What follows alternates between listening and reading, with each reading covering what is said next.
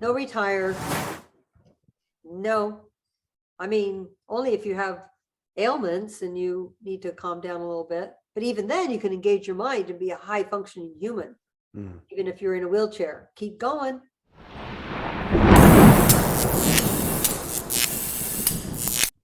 Should wealthy people retire?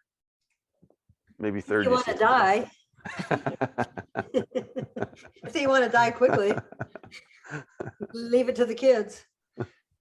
No. As soon as you retire, you get tired.